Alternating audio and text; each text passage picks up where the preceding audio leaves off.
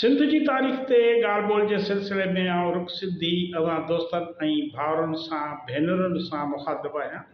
अवां सभिनी खे मुंहिंजे तरफ़ां सलाम।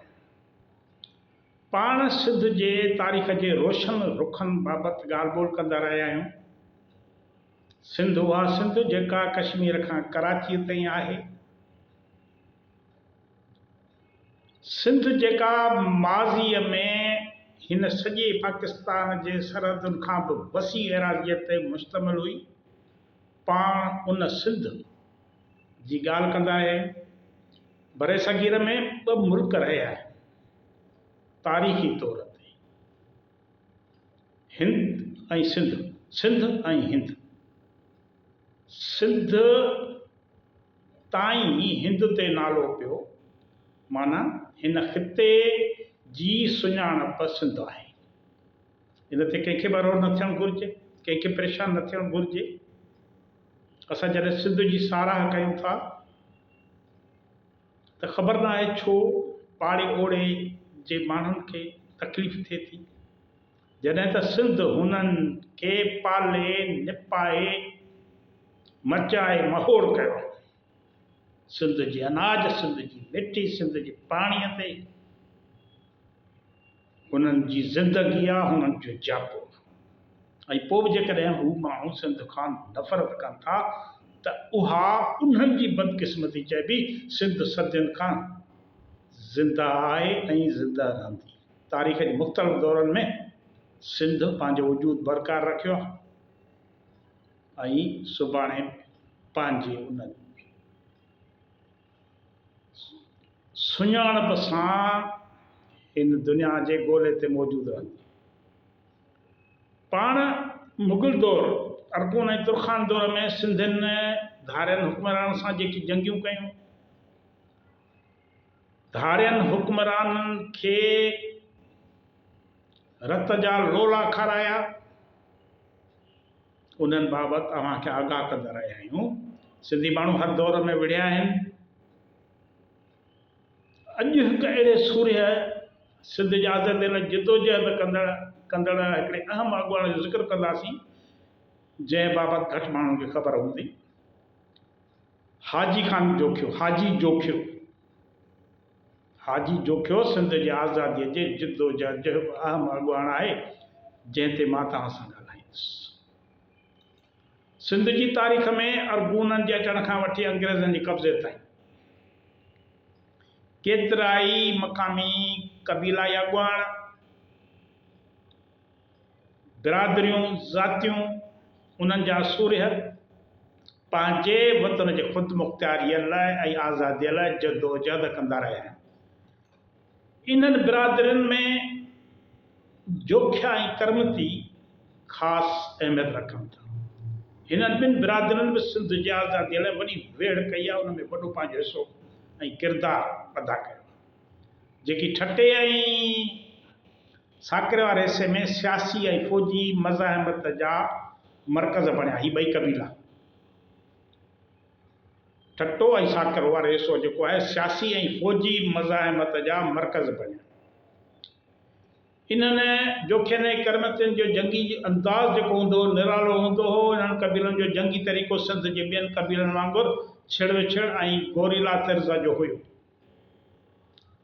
वक़्त जी नज़ाकत मूजिबि कॾहिं हू सुलियो करे पुरअमन थी वेंदा हुआ ऐं जॾहिं वरी हालतूं हुननि जे मुवाफ़िक़ हूंदियूं हुयूं, मुवाफ़िक़ हालतूं ॾिसंदा हुआ त हथियार खणी धारियनि ख़िलाफ़ मैदान में लहंदा हुआ। उन्हनि वटि लॻभॻि 3000 वेढ़ाक मौजूदु हूंदा हुआ इन इलाइक़े में, जेके घोड़ेसवारी जा माहिर हुया, तलवारबाज़ीअ जा माहिर हुया ऐं तीर अंदाज़ीअ जा माहिर हुया।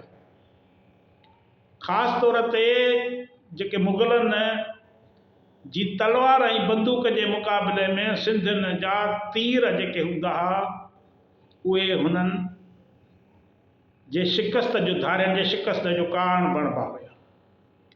माना मुग़लनि जी तलवार ऐं बंदूक जे मुक़ाबले में तीर अंदाज़ी सिंधियुनि जी ख़ासि जेको आहे वेड़ जो हिकिड़ो अंदाज़ हुयो ऐं उन में हू महारत रखंदा हुया।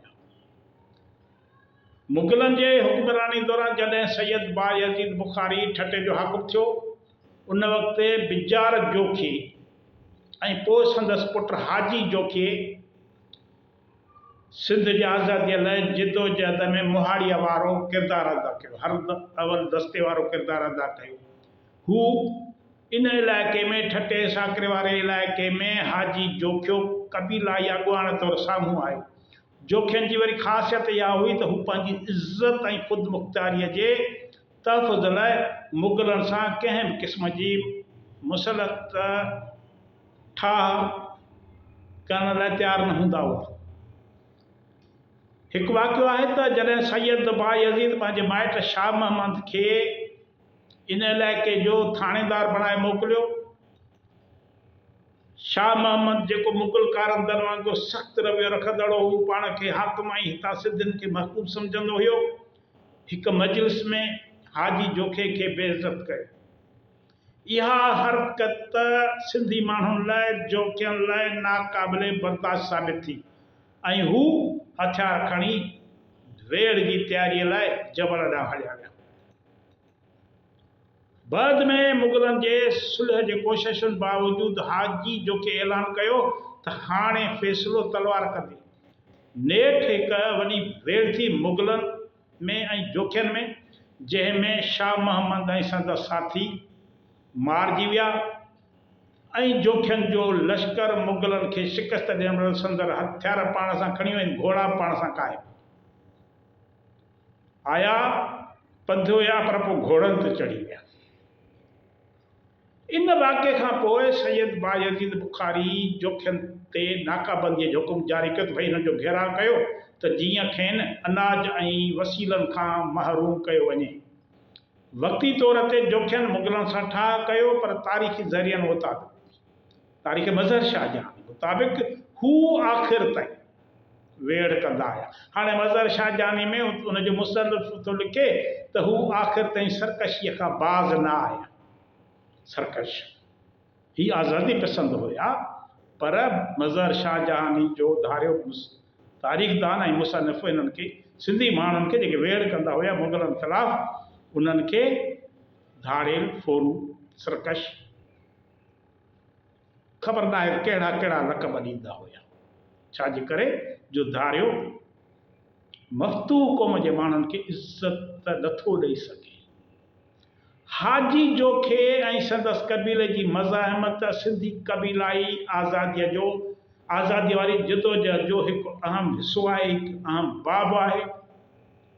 हाजी जोखियो न सिर्फ़ु पंहिंजे इज़त ऐं गैरत जे तहफ़ुज़ लाइ पंहिंजे कबीले समेत विढ़ियो, पर मुग़ल हुक्मरानी आॾो मुसलसिल चैलेंज बणियल रहियो। हीउ इंतहाई अहम हीरो आहे सिंध जे तारीख़ जो। इन क़िस्म जा ॿिया बि हीरा आहिनि जिन सिंध जे आज़ादी, वक़ार, ख़ुदि मुख़्तियारीअ लाइ, सरहदुनि जे हिफ़ाज़त लाइ पंहिंजूं जानियूं घुरे छॾियूं। उन्हनि बाबति असांखे तमामु घणी तहक़ीक़ करण जी ज़रूरत आहे त जीअं उन्हनि जी जिदोजहद खे दुनिया आॾो निर्वार करे सघिजे, उन्हनि जे किरदार खे निखारे सघिजे, उन्हनि जे किरदार खे पंहिंजे माण्हुनि ॾाढो पेश करे इहो साबित कजे त सिंधी माण्हुनि कॾहिं बि हाण न मञी आहे। हू हर धारे हुक्मरान सां वेड़ कंदा आया आहिनि, कॾहिं शिकस्तूं त कॾहिं फ़तेहूं, पर धारे जी ग़ुलामी बर्दाश्त न कई आहे। तव्हांजी वॾी वॾी महिरबानी।